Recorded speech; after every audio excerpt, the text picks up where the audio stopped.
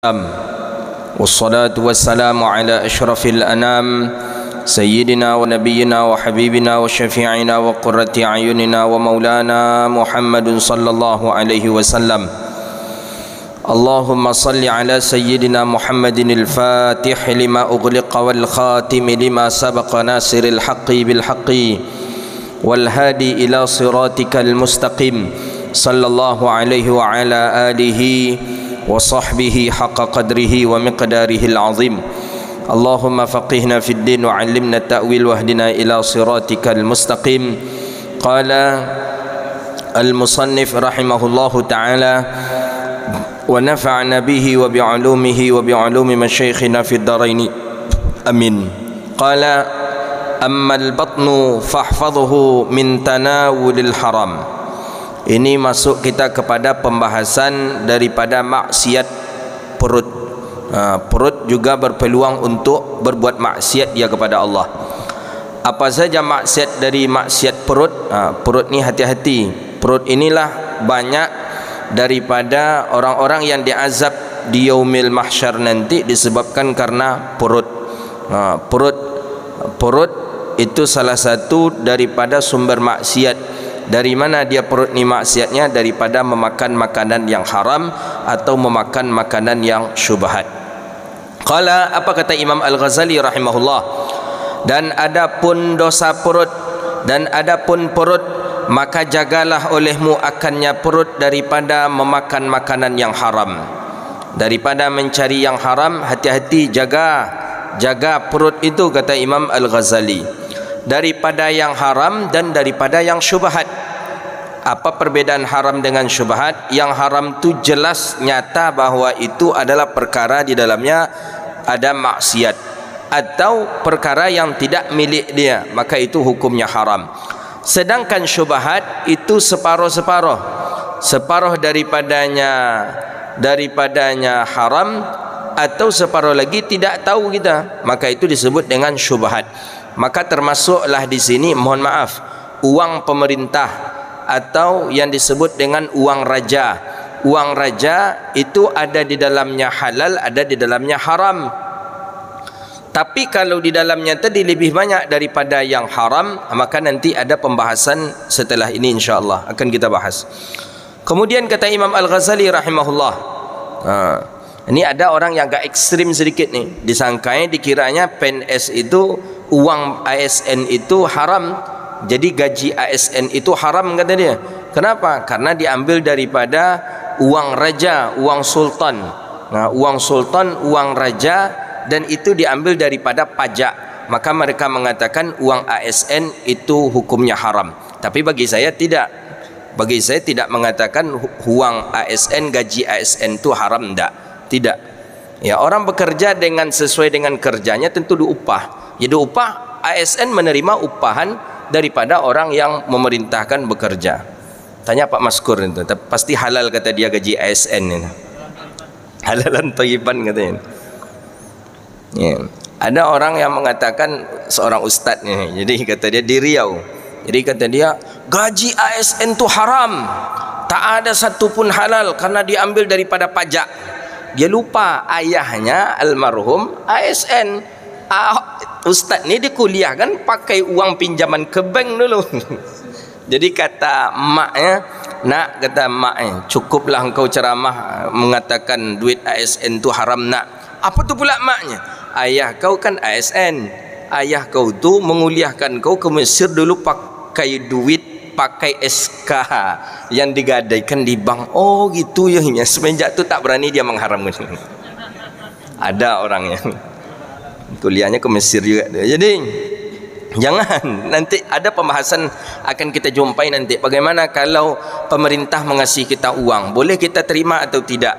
Raja memberi kita uang, boleh kita terima atau tidak? Raja memberi kita makanan, boleh kita makan atau tidak? Nanti ada di sini Imam Ghazali menjelaskan. Jadi kata Imam Al-Ghazali rahimahullah, jauhkan perutmu daripada memakan makanan haram. Jauhkan. Jangan sampai memakan makanan yang haram. Wasyubahat, makanan daripada makanan syubhat. Syubhat ni tak jelas halal haram. Entah halal, entah haram, entah halal, entah haram. Jauhkan itu. Dan hendaklah engkau bersemangat, hendaklah engkau bersemangat dalam mencari makanan atau harta yang halal. Fa idza wajadtahu, maka apabila engkau mendapatkan daripada makanan atau harta yang halal, maka hendaklah engkau pun daripada menjaganya, bahawa jangan engkau terlalu atau terlampau kenyang dengan perkara yang halal. Kenyang dengan yang halal pun tak boleh. Jelas halalnya, duit tu halal, maka tak usah untuk kita terlampau kenyang. Ya, berarti cukup sekadar menikmati saja, jangan terlampau berlebihan. Atau kalau bahasa tasawufnya disebut dengan ithar. Ya, ithar, berlebihan dalam perkara yang halal, itu juga tidak dibolehkan. Kata Imam Nawawi Al-Bantani rahimahullah, derajat tingkatan orang makan itu ada 7 tingkatan. Kita yang mananya, kita sendiri yang menilai diri kita. Pertama, ayakula ma tahsilu bihil hayah. Ada orang makan itu untuk hidup. Ada, itu golongan pertama. Nyo makan untuk hidup. Berarti siapa nih? Orang-orang fakir. Orang-orang fakir, dia makan itu untuk hidup saja. Datang dia ke tong sampah ni, diambilnya makanan. Datang ke tong sampah ni, ada makanan tersisa, dia ambil. Datang ke tong sampah ni, ada makanan tersisa, dia ambil. Dia untuk hidup saja, tidak lebih daripada itu. Pokoknya untuk hidup. Dia makan untuk hidup. Banyak ni hari ini nih, kita perhatikan ya Allah. Saya dari dulu saya jarang saya melihat di Riau ni, di Pekanbaru ni ada orang-orang yang tidur sampai jam 11 malam. Kita pulang kajian ni nanti masih ada kita nampak orang tidur-tidur di pinggiran jalan. Ada yang dengan sepedanya, ada yang memang dengan, ada yang sedang menggendong anaknya. Kita berhenti di, memang kasihan kita. Itu orang tu tahap pertama, makan untuk hidup. Dia tidak memikirkan apa yang akan dia makan. Ada cabai kah, ada bawang kah, ada garam kah, tidak mereka pikirkan. Pokoknya dia makan bisa untuk bertahan hidup, itu jadilah. Itu orang yang tingkat pertama ini. Banyak, saya di Sudan juga menjumpai orang seperti ini. Saya jumpai di Sudan itu, bapak-bapak datang dia ke tong sampah ni, diambil. Kan orang Arab makanannya kan roti tu. Roti dibuang-buang, dia ambil, dikumpulkannya, dimasukkan ke goni. Nanti itulah dicucinya, dijemurnya, itu dibagikan ke anak-anaknya. Saya nampak itu. Tu orang makan untuk hidup, itu pertama. Yang kedua, ada orang yang makan itu, kata Imam Nawawi rahimahullahu taala, an yazida ala dhalika, lebih daripada, ditambah daripada sedikit daripada itu. Untuk apa? Bukan untuk hidup saja, untuk quwwah, kuat, ada kekuatan. Jadi dia makan agar kuat untuk mengerjakan salat fardu yang 5. Ini orang yang kedua. Dia makan pokoknya dapat aja kekuatan, dah bisa salat zuhur nanti, atau dapat salat asar, atau dapat salat maghrib. Pokoknya makan dia tu untuk kuat. Itu orang nomor 2, kuat untuk mengerjakan yang fardu. Kemudian ada orang yang ketiga, yang makan itu untuk mengerjakan kekuatan untuk mengerjakan fardu, dan ditambah dengan salat-salat sunat malam hari nanti. Nah, mudah-mudahan kita termasuk makan yang seperti ini nih. Kita makan untuk kuat salat maghrib, kita makan untuk kuat salat isya, kita makan untuk kuat tahajud nanti, kita makan untuk kuat salat witir. Maka makan di sini menjadi hukumnya sunnah. Sunnah dia makan seperti itu. Mudah-mudahan makan kita selama ini seperti itu hendaknya. Maka niat makan no mesti ada. Aku makan ini ya Allah agar aku bertenaga untuk mengerjakan salat fardu dan untuk melakukan salat sunat di malam hari. Itu mesti ada ini. Golongan orang yang keempat, ayakula, bahwa dia makan agar dia bisa untuk mencari atau berusaha dalam bekerja. Ni orang yang keempat. Dia apa makan supaya bisa berkomandan sawit. Dia tukang panen. Kenapa engkau makan? Supaya nanti bisa menebas sawit. Dia tukang ladang, tukang bersihkan ladang orang. Kenapa engkau makan? Ya saya nanti mempel rumah orang, menjadi pembantu mencuci kain orang. Jadi dia niat dia makan agar kuat dalam bekerja. Ini tingkat orang yang keempat. Kata Imam Nawawi ada yang kelima, orang yang makan itu memang daripada sepertiga perutnya harus penuh. Rupanya kita usus ini, Imam Nawawi tahu juga beliau ini, panjangnya usus kita ini ada 18 shibran. Shibran ni jengkal. Tak tahu kalau dalam ilmu medis tak macam mana, tapi menurut beliau 18 jengkal.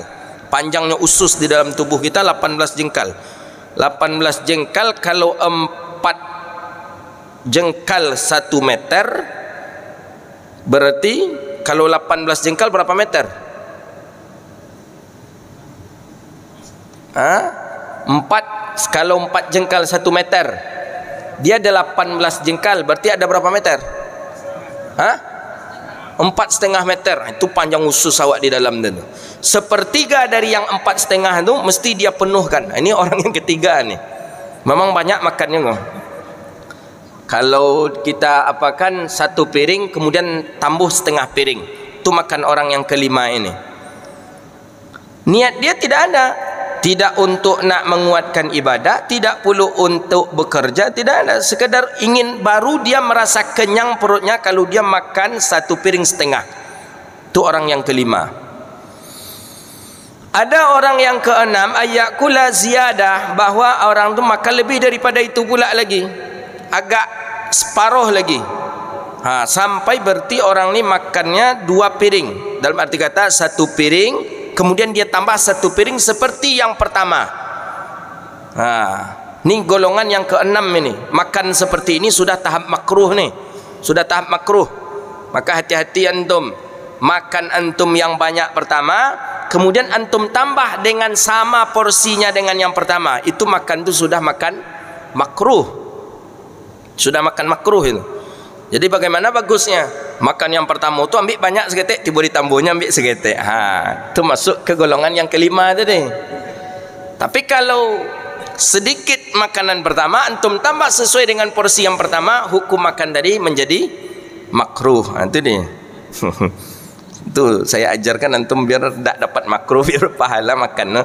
Pertama ambil banyak langsung. Yang kedua baru sedikit. Jadi tahap makan kita makan yang kelima. Tapi kalau makannya yang pertama banyak, tambuh sama seperti tambuh yang pertama, kata Imam Nawawi, itu makan sudah makan makruh. Ada makan yang haram ini yang ketujuh, ayakula ziyadatan ala dhalik, bahwa dia makan lebih daripada itu lagi sehingga mencapai daruratnya, sehingga dia termenung saja, tak bisa bergerak, tak bisa apa-apa. Makanan itu sudah penuh dari perutnya, maka makanan ini adalah hadza haram. Mana dia? 2 kali tambuh dan sama porsi dengan porsi yang pertama. Pertama banyak, kedua sama dengan itu, tambah yang ketiga sama juga dengan yang pertama tadi, maka makan itu sudah jadi kepada makanan haram. Itu dia. Sampai ke sana pun diperhatikan kita oleh para ulama. Maka apabila engkau kenyang, ay mu'tad, maka apabila seseorang itu kenyang daripada makanan yang halal, maka yuqassal qalb, maka akan keraslah hatinya. Hati kita keras kalau makan makanan kenyang dengan yang halal, apalagi kalau kenyang dengan yang haram. Kalau kenyang dengan yang haram lebih parah lagi. Ini kalau kenyang dengan yang halal, keras hati kita. Kemudian akan membuat yufsiduz zihn, akan merusak otak kita. Akal kita rusak dibuatnya. Kalau orang banyak bilang kita akan pikun dibuatnya. Kalau kita makan kenyang terus, otak ni agak error gitu, agak lelet. Jadi kalau ada kawan awak yang agak lambek, tu mungkinnya banyak makan begini tadi. Sekali cakap awak ndak aja faham, 2 kali cakap ndak aja faham. Cuba perhatikan makannya. Kalau banyak makannya berarti dimakannya tu mungkin. Sekali bercakap ndak aja dirang, sekali 2 kali ndak aja fahamnya dah. Mungkin karena akal sudah rusak. Banyak makan rusak akal. Banyak makan keras hati, dan banyak makan wa yubtulul hifz, dan membuat kita lupa. Maksudnya menggugurkan hafalan. Hafalan kita mungkin ada 3 juz atau 4 juz, tapi karena sudah banyak makan, hafalan ini tinggal sekitar 1,5 juz ni. Itu dia. Maka hati-hati kita. Kemudian kenyang, makan dalam keadaan kenyang itu pun menyebabkan seseorang wa yasqilul a'dha, dan berat daripada anggota tubuhnya daripada beribadah kepada Allah Subhanahu wa taala dan daripada menuntut ilmu. Datang ke majlis malas, datang ke pengajian malas. Kenapa? Badan laborek, banyak makan, badan berat, malas kita datang. Untuk ibadah pun segan kita, tak mau kita. Maka hati-hati. Kemudian wa yaqwi syahwat, kemudian begitu juga dengan syahwat. Banyak makan dalam keadaan kenyang pun bisa menguatkan syahwat. Syahwat, keinginan-keinginan nafsu dibuat tinggi oleh dia. Kemudian kita pun wa yansurul junud syaitan, kita pun membantu daripada tentara-tentara syaitan. Jadi kalau perut kenyang tadi, hati kita keras, kemudian otak kita rusak, hafalan kita jadi lupa, badan kita jadi berat, nafsu kita jadi kuat, kemudian kita pun membantu tentara-tentara syaitan. Siapa tentara syaitan? Ada 10 kata Imam Nawawi. Tentara-tentara syaitan tu ada 10. Pertama, az-zalmi, zalim. Zalim tu termasuk tentara syaitan. Khianat, berkhianat kita, termasuk tentara syaitan. Kufur di atas nikmat Allah, tentara syaitan. Meninggalkan amanah, tidak lagi amanah, tentara syaitan. Namimah, mengunjingkan orang, antar jemput. Kemudian nifak, munafik. Kemudian menghina orang, tentara syaitan. Kemudian ragu di atas Allah Ta'ala. Kemudian kita tidak mau mengerjakan suruhan Allah. Kemudian terakhir taghaful an sunnah, lalai daripada sunnah Nabi sallallahu alaihi wasallam. Maka oleh karena itu hati-hati, jangan kita sampai membantu tentara syaitan. Qala ba'dul hukama, apa kata sebagian hukama, man kathura akalahu, siapa yang banyak makannya maka banyaklah minumnya. Siapa yang banyak minum maka banyak tidurnya. Dan siapa banyak tidur maka banyaklah dagingnya. Jadi orang yang banyak lalok banyak minum, orang yang banyak minum banyak tidur, orang yang banyak tidur gemuk dia. Dan siapa yang gemuk, wa man kathura lahmahu, siapa yang gemuk, qasa qalbahu, maka keraslah hatinya. Jadi orang palolok umumnya orang tu keras hatinya itu. Wa man qasa qalbahu, dan siapa yang keras hatinya, gharaqa fil asam, maka terbenamlah dia dalam dosa dan kemaksiatan. Jadi jangan banyak makan. Makannya sekedar saja, makannya kita yang makan yang kelas yang ketiga saja kita. Makan untuk kuat ibadah kepada Allah yang fardu dan yang sunnah. Boleh masukkan yang keempat untuk mencari atau berusaha atau mencari rezeki. Jadi siapa yang banyak makan, banyak minum. Siapa yang banyak minum, banyak tidur. Siapa yang banyak tidur, maka gemuk dia. Maka siapa yang sudah gemuk, maka keraslah hatinya. Siapa yang keras hati, maka terbenamlah dia daripada dosa. Ini tersinggung orang yang gemuk. Gemuk maksudnya sini, gemuk disebabkan karena banyak makan. Tidur saja, itu yang menyebabkan daripada keras hati. Dan kata Imam Ghazali rahimahullah, wasyaba'u minal halali, dan kenyang daripada yang halal itu permulaan tiap-tiap kejahatan. Mulai kejahatan kita lakukan karena kita kenyang dengan yang halal. Fakaifa minal haram, apalagi kalau kita makan dengan makanan yang haram. Maka kata Imam Asy'arani rahimahullah, sesungguhnya makanan yang haram atau syubhat itu akan membuat hati kita tertutup daripada Allah. Zikir berat, menangis tak mau malam hari, bangun tahajud susah, maka itu pertanda makanan dalam tubuh kita ada makanan yang haram. Maka ulama salafus saleh dahulu kala, apabila sedikit saja mereka tertidur untuk melaksanakan salat sunnah, maka mereka akan mengingat dan memuhasabah daripada makanannya. Itu ulama-ulama dulu. Porek jago, umpama biasanya jago jam 3.30, sekali terjago jam 4. Itu lamanya memanuang tu ulama salaf dulu. Apa yang dimenungkan? Apalah yang dia makan sehari ke petang. Gitu ulama-ulama dulu. Apabila mereka terganggu dalam ibadah, mereka akan mengkoreksi cepat apa makanan yang mereka makan. Biasanya mereka bangun jam 3.30, sekali terbangun jam 4. Itu lama dia fikir, apalah makanan yang saya makan ya, apalah makanan yang saya makan kemarin. Itu dia. Itu perlu juga, boleh juga kita. Cuman kita kan biasa aja kan. Jago biasanya jam 4, sekali-sekali jam 8 biasa aja ni, sekali-sekali ni. Kalau ulama dulu memeriksa makanan apa yang saya makan, dipikir-pikir lah apa. Oh iya, dan ditraktir dek si Anu.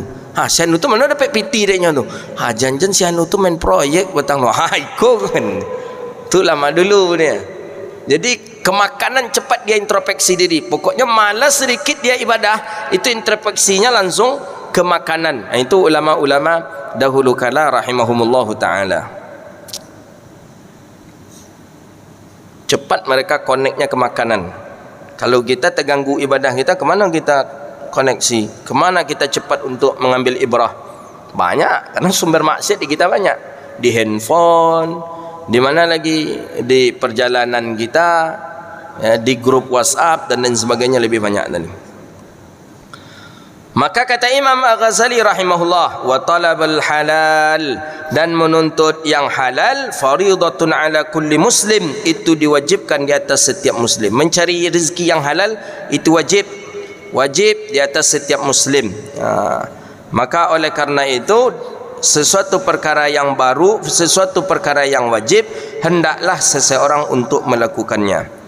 Wal ibadatu wal ilmu ma'a akalin, wal ibadatu wal ilm, dan beribadah dan menuntut ilmu beserta memakan makanan yang haram, kal bina'i ala sarajin, itu sama seperti membuat rumah di dekat unggukan sampah. Kita ibadah rajin, solat rajin, qiyamul lail rajin, tahajud rajin, menuntut ilmu rajin, datang ke majlis rajin, tapi makanan halal yang haram rajin juga, makanan yang haram lancar juga. Maka kata Imam Ghazali, kabinain ala sarajin, maka orang ini sama membuat bangunan di dekat unggukan sampah. Megah bangunan tadi, indah bangunan tadi, tapi ketika datang angin, angin tadi tetap membawa ke dalam rumah, dan angin itu tetap angin busuk. Buat rumah dekat tong sampah, orang banyak mengunggukkan sampah itu, kita buat rumah di situ. Betapapun indah rumah kita, pasti bau kotoran sampah tadi masuk ke dalam rumah kita. Maka kita beribadah iya, menuntut ilmu iya, tapi makan makanan yang haram, maka tetap masalah ini bahwa tetap akan menjadi efek ke dalam tubuh kita. Fa idza qana'ta, kemudian kata Imam Ghazali, dan apabila engkau redha, pasrah, dengan setahun itu memakai pakaian yang kasar, dalam satu tahun pakaian engkau pakaian kasar, tak ada pakaian yang lembut, dan dalam setahun itu engkau memakan roti saja tanpa pakai sambal, tanpa pakai yang lain-lain, dan engkau tidak melakukan kenikmatan, kelezatan dengan makanan, maka itu tidak akan melemahkan engkau daripada yang halal, ma yakfika, apa-apa yang ada pada diri engkau. Maksudnya apa? Jangan kita terlampau mencari sesuatu yang nikmat, ternyata itu daripada yang haram. Biarlah biasa-biasa saja, yang jelas itu halal. Biarlah makan pucuk ubi, tapi pucuk ubi itu pucuk ubi awak, daripada memakan goreng ayam tapi ayam orang yang awak ambil. Ini beda ni. Biarlah makan apa kita, makan orang makan udang galah umpamanya. Kita yang udang ketek-ketek tu jangan. Kalau orang Padang bilang udang sayi namanya. Kan udang je namanya baru. Tapi dia lah nak apa dah punya kita. Maka oleh karena itu Imam Ghazali mengajarkan, makanlah sesuatu yang halal walaupun itu sedikit atau tidak nampak berharga. Ya seperti tadilah, pucuk ubi kita makan, tapi pucuk ubi kita. Apalagi kita makan ubi, kita makan ubi kita. Pisang kita makan pisang kita. Kalau kita makan ayam tapi ayam orang, apa gunanya? Makan daging orang, untuk apa gunanya? Tak ada gunanya. Maka oleh karena itu kata Imam Al-Ghazali rahimahullah, fal halalun, maka sesungguhnya, fa innal halala, maka sesungguhnya yang halal itu kathir, banyak, halal tu banyak dia. Bukan sedikit, halal tu masih banyak. Walaysa 'alaika an tatayaqqana al-bawatin al-umur bal 'alaika an tahtariza mimma ta'lam.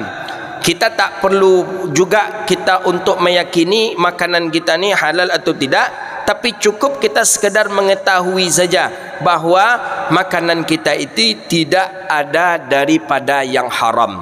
Itu dia. Tak perlu kita yakini ni halal atau tidak, tak perlu. Tapi yang paling jelas makanan kita bukan haram. Faham tak kira-kira ini? Pokoknya tidak punya orang, halal berarti. Pokoknya tidak menzalimi orang, halal berarti. Pokoknya diambil dengan tidak cara merampas, halal berarti. Dengan tidak cara curang, halal berarti.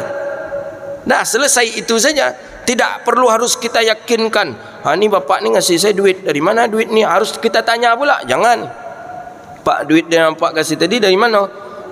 Tu dari apa tu Ustaz? Dari amba ada main proyek petang aspal 10 kilo, ambil lah Ustaz. Aspal tu dari mana? PT tu pak. Dari jangan, tak perlu. Pokoknya jelas barang tu tidak daripada yang haram, ambil. Itu maksud daripada perkataan Imam Al-Ghazali rahimahullahu taala. Annahu mimma ta'lamu annahu haram. Pokoknya kita yang jelas kita ketahui bahawa itu tidak daripada yang haram, ambil dia.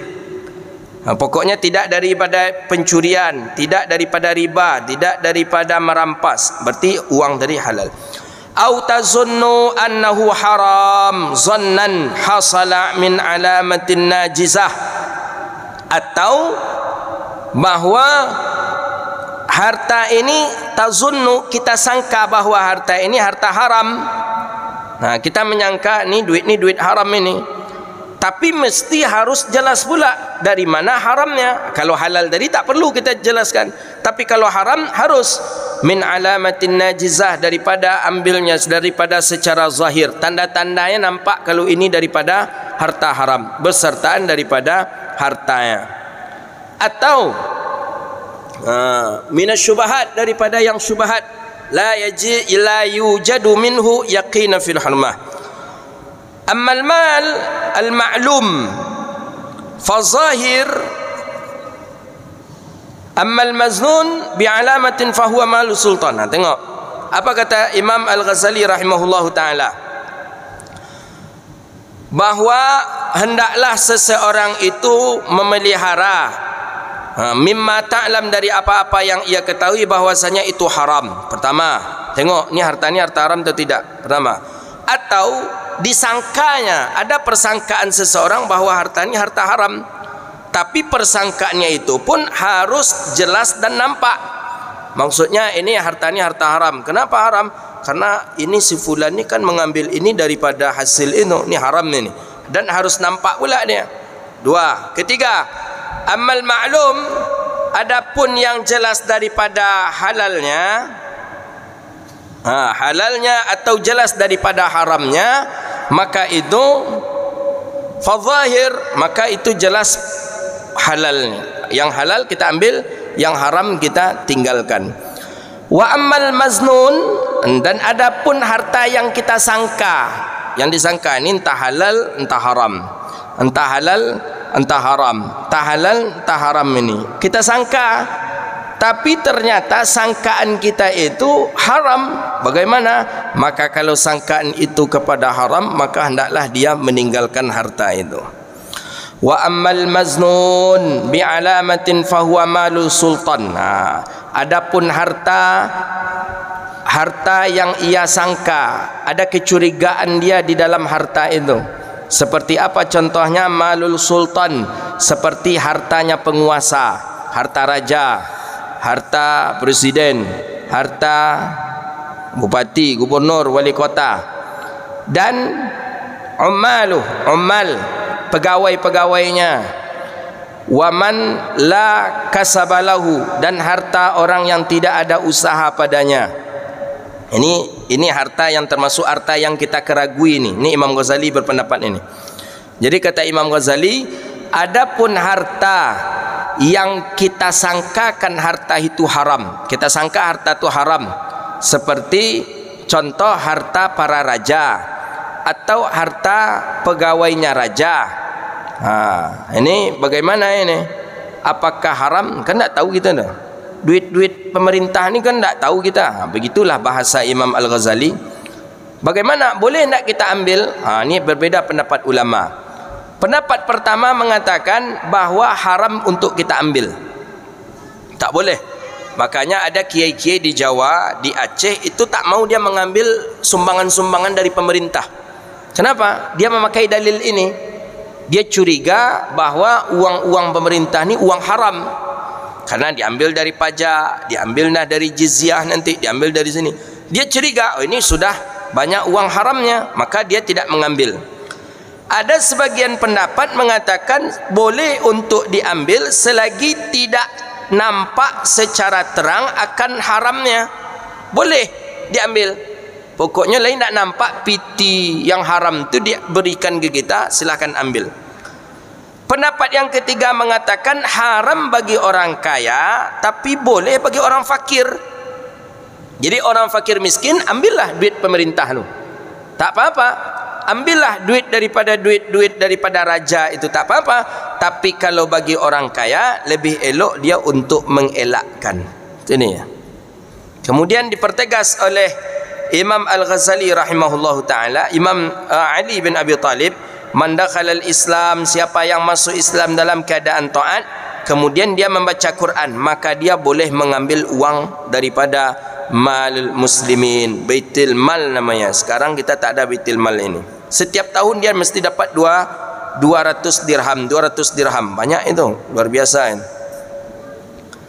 Tapi kalau orang alim dan orang fakir, boleh juga dia mengambil uang daripada baitul mal ini. Tapi ini kalau dia memang mengajarkan ilmu fikih. Tapi kalau tidak, dia tidak dibolehkan untuk mengambilnya. Baik, kita lanjutkan. Atau haram lagi seperti man la kasabalahu, orang yang tak ada pekerjaan dia, tapi dia ada juga duitnya. Maka ini sudah jelas, ini duitnya dari mana. Dia sering ngasih kita uang, nih Ustaz, nih uang untuk membuat pesantren, nih Ustaz uang. Tapi kita tengok dia tak ada usaha, kerjanya tidak ada. Maka bagaimana ini? Maka ini jelas untuk la yaqbal. Maka jangan kita mengambil uang daripadanya. Tak ada usahanya dah, tapi nyoba piti taruh aja. Dari mana piti tu? Dia tak ada usaha. Jual beli pun tidak, punya kebun pun tidak. Tapi dia tidak ada usaha, tapi dia punya uang terus. Maka ini termasuk yang prasangka kita tidak elok. Maka lebih elok tidak kita terima uang daripadanya. Seperti contoh, atau orang yang berusaha daripada usaha yang haram. Apa contohnya? Kan niyahah. Niyahah ini kalau dulu di zaman Nabi ada tukang niyahah. Niyahah ni tukang membuat orang menangis. Kalau ada orang tu ditimpa musibah, ini tiba tu mangek-angek suasana. Onde naknya apa capek mati naknya. Inyo pula tu akhirnya orang pun menangis serumah tu. Itu nama tukang tu tukang nihayah. Mahal bayarannya dulu tu di Madinah. Mahal. Itu perangai jahiliyah tu. Di kita ada. Di daerah saya ada satu ni. Ibu-ibu ni. Padahal tak ada hubungan famili dengan orang tu dah. Tak ada. Dun sana tidak ada hubungan apa-apa je orang tu dah. Tapi ketika ada orang meninggal dunianya, langsung masuk ke rumah orang tadi. Langsungnya meratap-ratap. Mudah-mudahan itu toko-toko lu. Akhirnya orang pun terbawa dengan syahwat tadi. Bekolah sehari lah siap dikuburkan, bekonya datang tu. Mana jatah hamba, mana upah hamba ni. Itu orang niyahah. Di zaman Nabi ada. Zaman para sahabat juga ada itu. Itu pekerjaan. Uang daripada niyahah itu hukumnya haram. Au bai'ul khamar, atau menjual khamar, haram. Dia menjual daripada menjual khamar, hukumnya haram. Ya, menjual khamar, uang dari jual khamar haram. Atau riba, atau mazamir, atau dia daripada mazamir daripada tanur, mazamir biola atau trompet, tukang main musik. Tukang main musik tu haram tu uangnya itu. Ini Imam Ghazali mengatakan, wa ghairi zalik, dan lain sedemikian min alatil lahwi, daripada alat lahwi yang diharamkan. Mana alat lahwi yang diharamkan? Alat lahwi yang diharamkan gitar, biola, yang memainkan dengan jari, keyboard, biola, gitar, kemudian seruling, kemudian apa lagi? Itu termasuk alat lahwi. Menggunakannya hukumnya haram. Saya banyak bertanya kepada para masyaikh, termasuk Syekhuna Ahmad Hajin, Syekh Nuruddin Banjari, Sufyan Ali, banyak masyaikh yang saya tanya, menggunakan alat lahwi hukumnya haram. Yang tidak alat lahwi itu yang saya banyak tanya dengan masyaikh cuma dua. Satu, beduk atau tabuh, itu tidak alat lahwi. Kedua, rebana. Rebana itu pun yang tidak alat lahwi apabila dia terbuka salah satunya. Tapi kalau yang bertutup kedua-duanya itu alat lahwi, menggunakannya hukumnya haram. Saya sudah bertanya ke masyaikh waktu itu, Syekh Ahmad Ajin saya tanya, Syekh Nuruddin Banjari saya tanya, Syekh Sufyan Ali saya tanya. Yang tutup dua itu, apa nama itu? Macam kita pakai drum band itu. Tom, badan seorang godang itu. Itu termasuk alat lahwi itu. Mengambil upah daripada itu hukumnya haram. Yang tidak alat lahwi, satu beduk, yang kedua rebana. Rebana itu pun yang terbuka satunya, jangan yang tertutup kedua-duanya. Yang tertutup satu, yang terbuka satunya, itu baru boleh memakai alat itu. Kalau tidak, maka dia termasuk alat lahwi, hukumnya haram. Imam Ghazali menjelaskan. Gitar termasuk alat lahwi, piano termasuk alat lahwi. Mana lagi? Seruling alat lahwi, biola alat lahwi, min alatil lahwi. Jadi mengambil upah daripada memainkan alat lahwi hukumnya haram. Duitnya tadi juga duit haram, uang tadi uang haram. Fa inna man alimta anna aktsar maluhu haram qata'an fama ta'khudhuhu min yadihi. Kata Imam Ghazali, maka apabila engkau mengetahui orang itu lebih banyak hartanya harta haram, maka janganlah engkau mengambil daripada hartanya itu. Tahu wak, piti apa tu lebih banyak piti haram daripada piti halal, encak tak usah diambil, kata Imam Ghazali. Itu dia. Cuma tak mungkin mak tanya orang kan, Pak, mana namanya halal atau haram paknya? Mungkin, tapi kan tahu kita. Nya punya musik, haram baru. Di kedainya jual khamar, dua haram baru. Kemudian dia suka pula menerima upah sebagai orang yang menangis ketika ditimpa musibah. Berarti haram. Lah joleh haram piti apa tadi itu, tak usah ambil lagi. Maaf Pak, tak usah saya dikasih Pak. Ini duit haram nih Pak. Tak apa-apa daripada duit haram. Wa in amkana ayakuna halal nadiran. Sekalipun ada duitnya duit halal tapi sedikit. Adanya piti halal piti apa kau tapi seketek. Lebih banyak piti apa kau piti haram, fahuwa haram, maka itu pun juga haram. Li'annahu ghalaba 'ala dhann, karena itu lebih mengeraskan atau mengalahkan daripada zan tadi. Jadi banyak haram pitinya daripada yang halal. Tak usah kita mengambil daripada uangnya. Kemudian daripada haram, wa minal haram, dan daripada haram yang nyata lagi, mayuk kalu, apa-apa yang dimakan daripada auqaf, daripada harta wakaf. Orang berwakaf, diambilnya uang tadi untuk keperluan pribadinya, haram. Min ghairi syartil waqif, dengan tidak mengetahui ada syarat-syarat daripada si wakif. Wa man lam yashtaghil bit tafaqquh, dan siapa yang tidak menyibukkan diri belajar ilmu fikih, maka tidak boleh mengambil ia daripada harta wakaf tadi, maka daripadanya hukumnya haram. Ya, tak ada belajar fikih diambil juga daripada harta wakaf, tak boleh. Jadi harta wakaf tadi boleh diberikan kepada orang-orang yang belajar atau mengajar ilmu fikih. Wa man irtaqabal ma'siyah turaddu biha syahadah, dan siapa yang selalu melakukan maksiat, dengan maksiat itu ditolak persaksiannya. Siapa di antaranya? Orang yang ditolak saksi itu di antaranya pertama orang yang ditolak saksi itu pembunuh. Itu tak boleh jadi saksi, nikah pun tak boleh jadi saksi dia.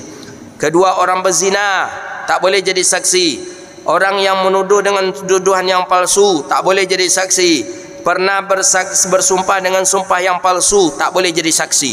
Ingat itu. Kalau kita pembunuh, pernah membunuh orang, diminta jadi saksi, jangan. Pernah berzina, jangan. Pernah menuduh orang melakukan zina, jangan. Pernah bersumpah dengan sumpah yang palsu, tak boleh. Itu gugur kesaksiannya menurut Imam Al-Ghazali rahimahullah. Jadi berat nih. Dalam kitab Ghayatul Bayan pun juga disebutkan itu. Maka jadi saksi itu bagusnya ulama. Cuman kita ni trend di daerah kita, ketika anak menikah yang jadi saksi pejabat, wali kota, menteri, bupati, gubernur jadi saksi. Jangan, ulama jadikan saksi. Bagus ulama. Kalau orang fasik yang dijadikan saksi, rusak akad. Maka Imam Ghazali di sini mengatakan, salah satu maksiat yang tidak diterima persaksiannya diantaranya membunuh, berzina, naudzubillah, bersumpah dengan menuduh orang melakukan zina, bersumpah dengan sumpah palsu. Itu tuh gugur kesaksiannya. Maka apabila seseorang melakukan maksiat yang gugur daripada persaksiannya, fama ya'khudhuhu, maka dia tak boleh juga mengambil dengan atas nama sufi daripada harta wakaf. Oh, saya ni jadi orang tasawuf, orang-orang sufi boleh mengambil harta wakaf. Akan tetapi syarat daripada si sufi ini memang sufi hakikat. Siapa sufi hakikat? Orang yang terselamatkan dari zina, orang yang terselamatkan dari membunuh, orang yang terselamatkan dari sumpah palsu, orang yang terselamatkan daripada menuduh orang dalam keadaan berzina. Tapi kalau tidak terselamatkan daripada itu, maka hukumnya haram. Waqad zakarna, dan sungguh telah aku sebutkan ini, aku masukkan ini masalah syubhat dan halal haram ini di dalam kitab aku yang bernama Kitab Ihya Ulumuddin. Jadi Imam Ghazali kalau ingin tahu betul tentang jabaran yang lebih luas tentang halal haram, maka lihatlah di dalam kitab aku, kata Imam Ghazali. Kitab itulah yang bernama Kitab Ihya Ulumuddin. Fa'alaika, maka wajib di atas engkau untuk mempelajarinya. Ihya Ulumuddin. Maka sesungguhnya mengetahui halal, menuntutnya halal itu wajib, seperti seseorang muslim wajib salat 5 waktu. Hadza wabillahi at-taufiq wallahu a'lam bissawab. Insyaallah pekan yang akan datang kajian kita tentang dosa faraj, dosa kemaluan lagi. Apa pula dosa kemaluan?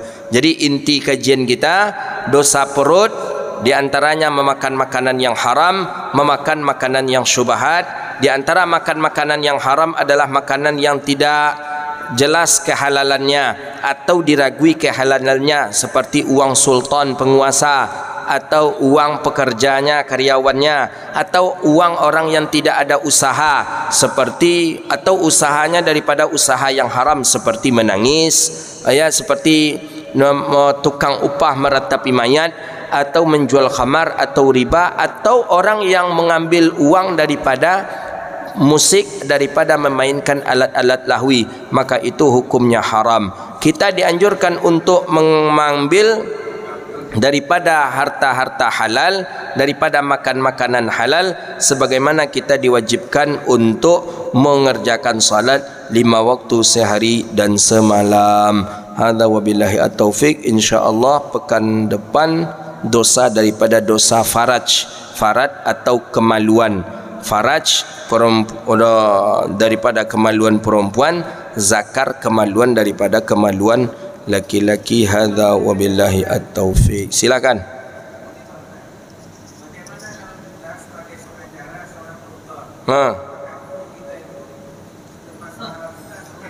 Ya, kalau kita tahu dia salah, kemudian kita benarkan dia, berarti sudah mendapat yang haram. Kita membela dia, kita kan jelas dia sudah salah, tahu kita dia salah, tapi karena dia klien kita, kita bela mati-matian supaya dapat kopinya, tetap haram hukum. Haram hukumnya. Supaya dia menang, dapat kita fee-nya, haram. Tak boleh. Tak boleh. Kalau ambo dapat itu, ambo bagi ustaz Nio, ustaz nak yang menion. Tapi kalau selain daripada itu, Nio kami. Itu jelas. Dan memang sudah lewat ya pembahasan kita. Itu salah satu daripada pekerjaan yang pekerjaan itu dilarang. Sudah lewat pembahasan kita. Di antaranya seperti membantu orang yang sudah tersalah, kita bantu. Kemudian menjadi orang yang membuat orang tertawa, komedi. Pokoknya orang ku bisa golak dia awak, dia gi awak piti dia orang. Itu termasuk pekerjaan yang jelek itu. Kemudian apa lagi? Ada 5 itu pekerjaan yang jelek: membuat orang tertawa, memenangkan orang yang salah, kemudian tukang nyanyi dengan memakai alat musik seperti musik alat lahwi. Tapi kalau tukang nyanyi memakai nyanyi qasidah, hanya burdah atau marawis, itu kan tidak memakai alat lahwi, itu boleh. Kemudian 2 lagi apa ya? Ada itu sudah kita bahas sebelumnya dalam kajian kita tadi. Nanti dia. Wallahu a'lam bishawab. Cukup nak sarapan? Silakan, sampai nak sarapan snacknya? Cukup snack? Cukup, coba bagikan. Silakan. Angkat suara sikit. Untuk ente aja enggak nak kasih. Assalamualaikum warahmatullahi.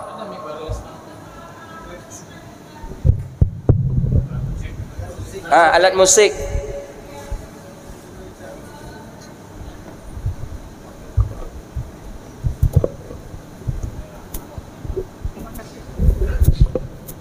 Assalamualaikum Ustadz, saya mau bertanya masalah alat musik tadi Pak Ustadz.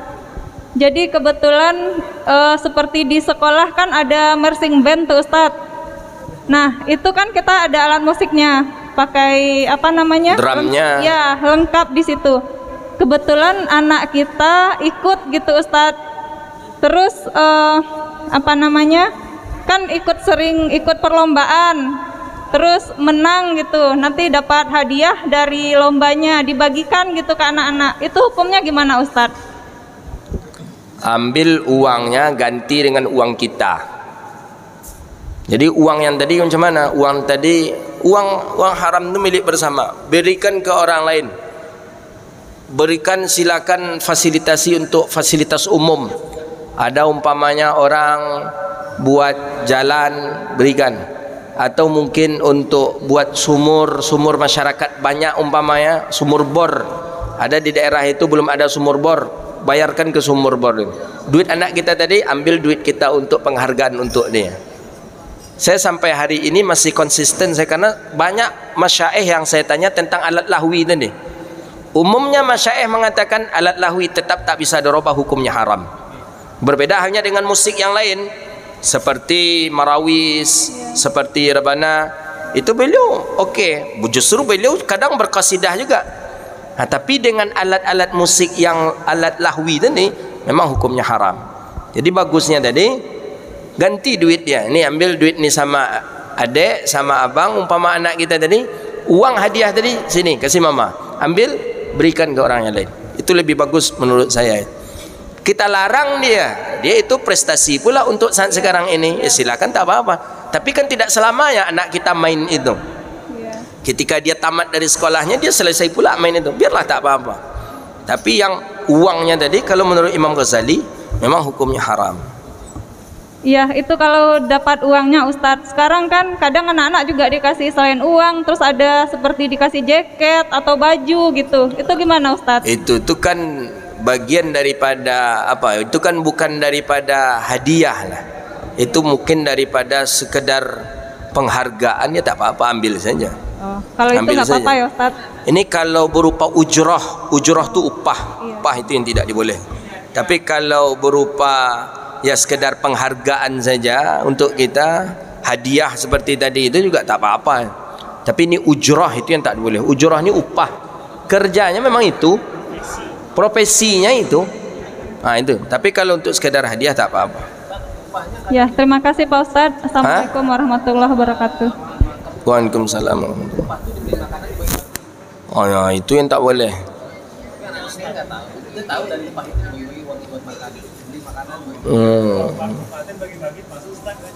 Jadi upah tu dibagi-bagi kan, dikasih pula ke ustaz. Ni ustaz kata apa ni ini? Ini upah kemarin ni. Nah, jangan. Jangan. Baik, silakan. Salam.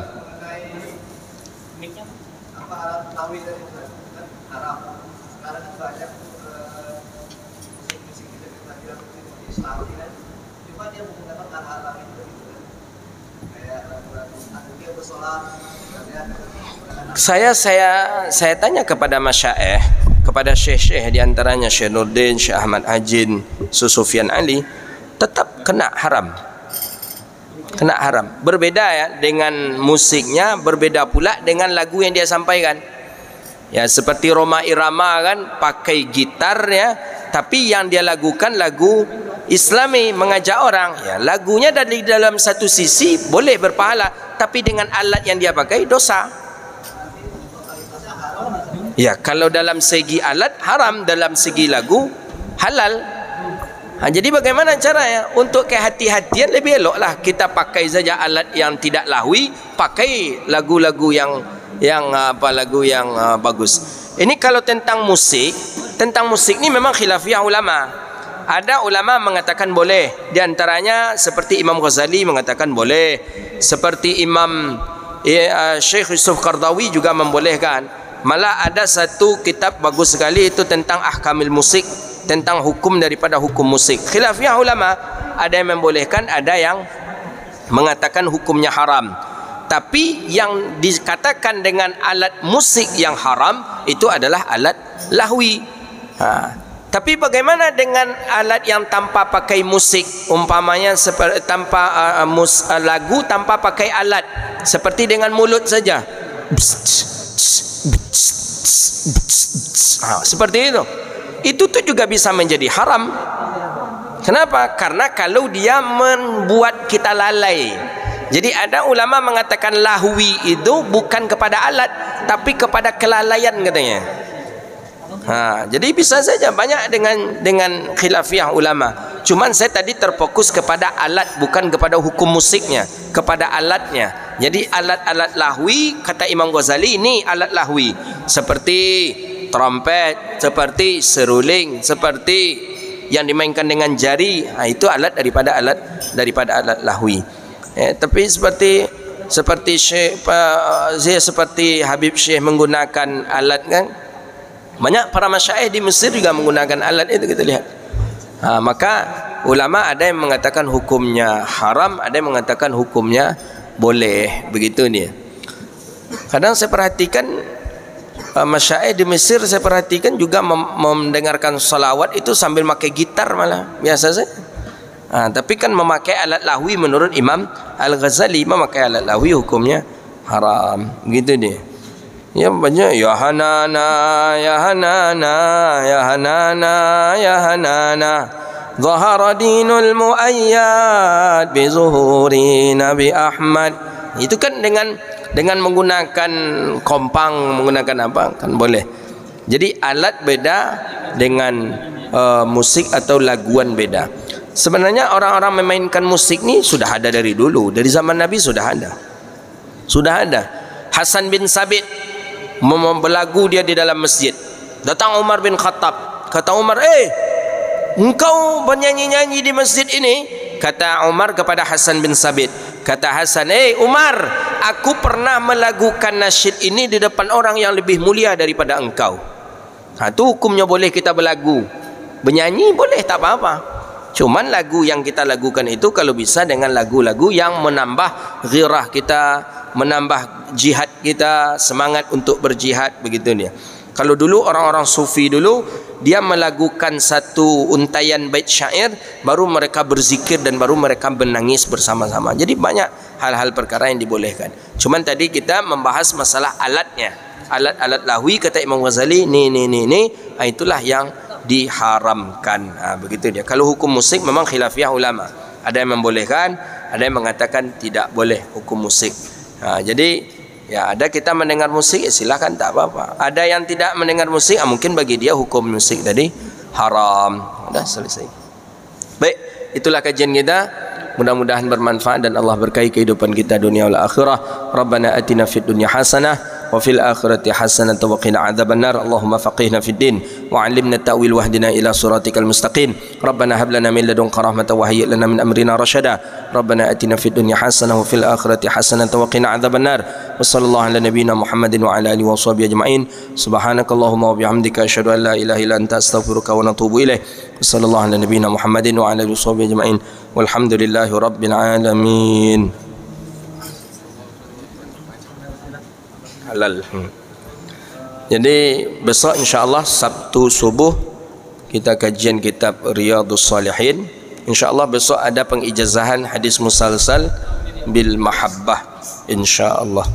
Sallallahu rabbuna ala nuril mubin Ahmad al-Mustafa sayyidil mursalin. Sallallahu rabbuna ala nuril mubin Ahmad al-Mustafa sayyidil mursalin. Sallallahu rabbuna ala nuril mubin Ahmad al-Mustafa sayyidil mursalin wa ala alihi wa sahbihi ajma'in wa ala alihi wa sahbihi ajma'in.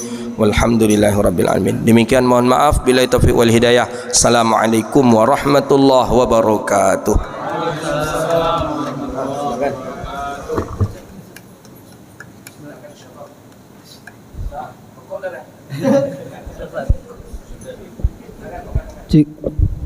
Bismillahirrahmanirrahim. Assalamualaikum warahmatullahi wabarakatuh.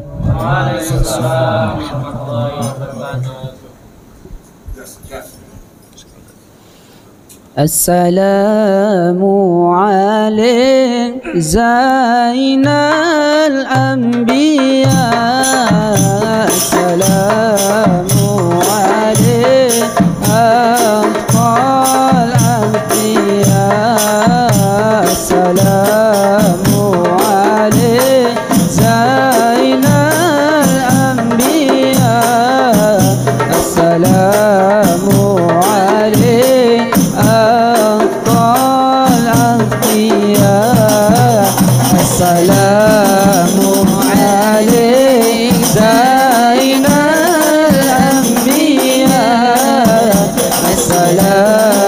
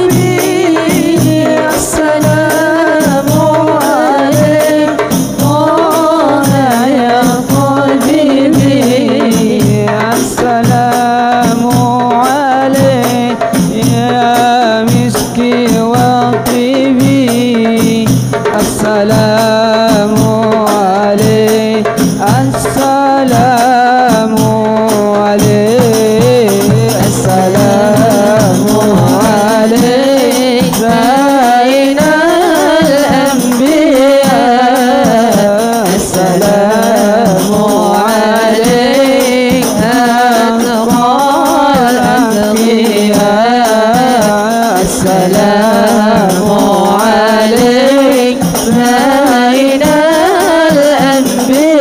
الأنبياء السلام عليك أتقى الأتقياء يا رسول الله يا نبي لك شفاعة وهذا مطلبي يا نبي يا رسول الله يا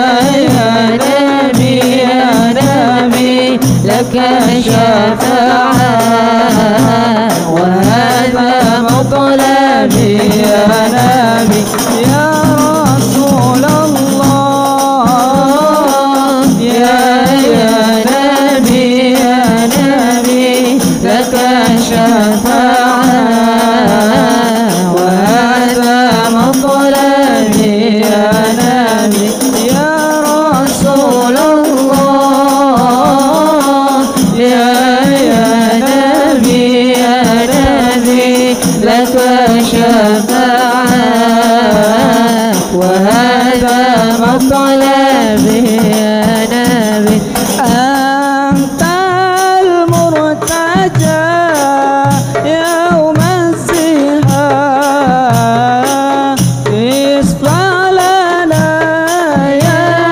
يا خير الأنام أنت المرتجى يوم الزحام اشفع لنا يا خير الأنام اشفع لنا يا حبيبنا اشفع لنا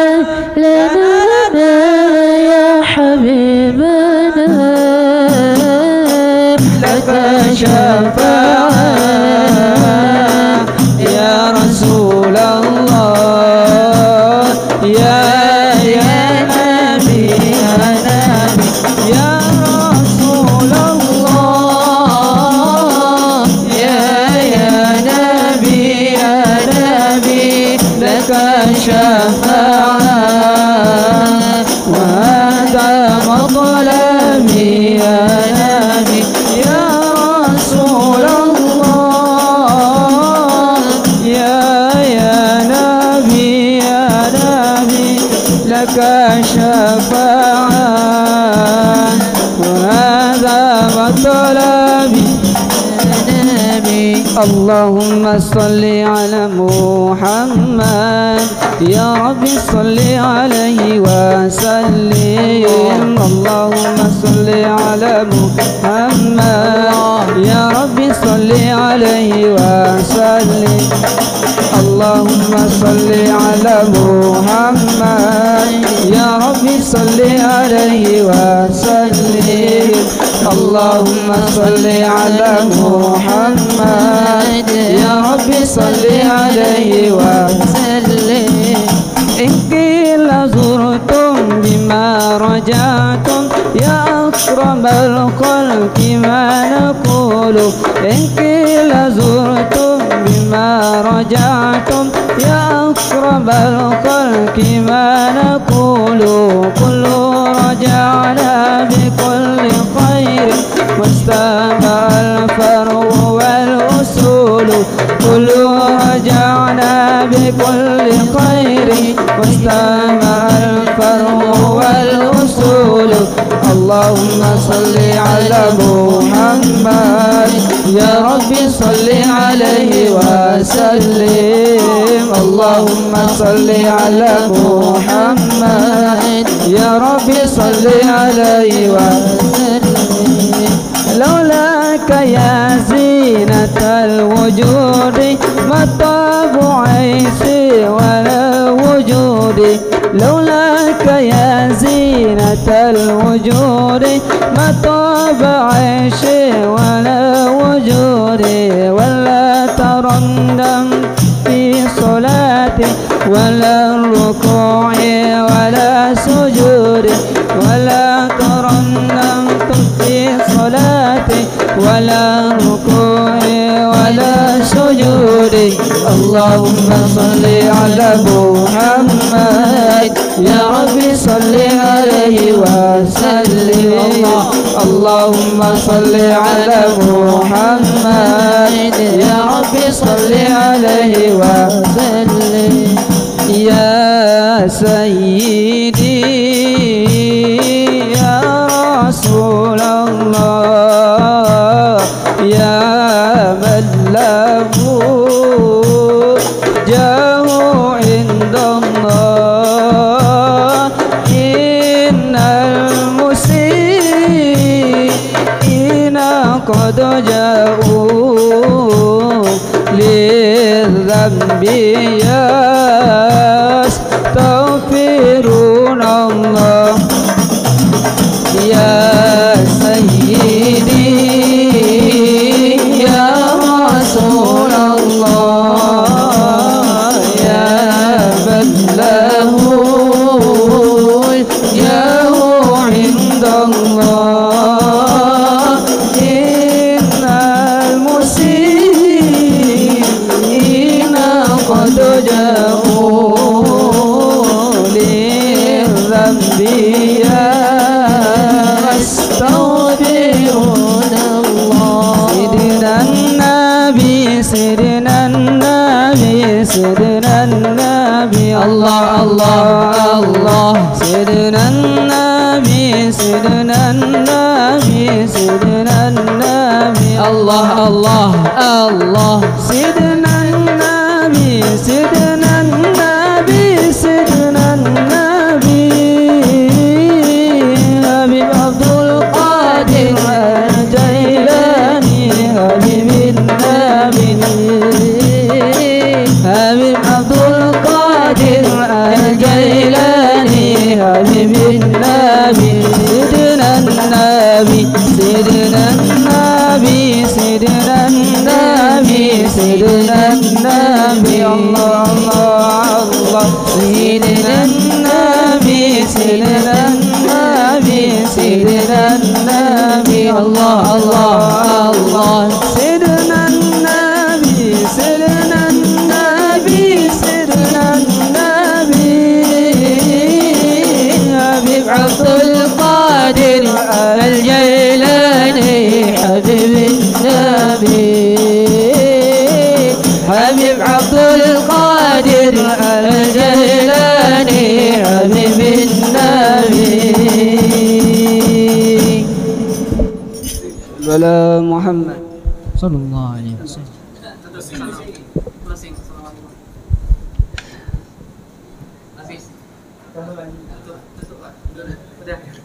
Assalamualaikum warahmatullahi wabarakatuh. Waalaikumsalam warahmatullahi wabarakatuh.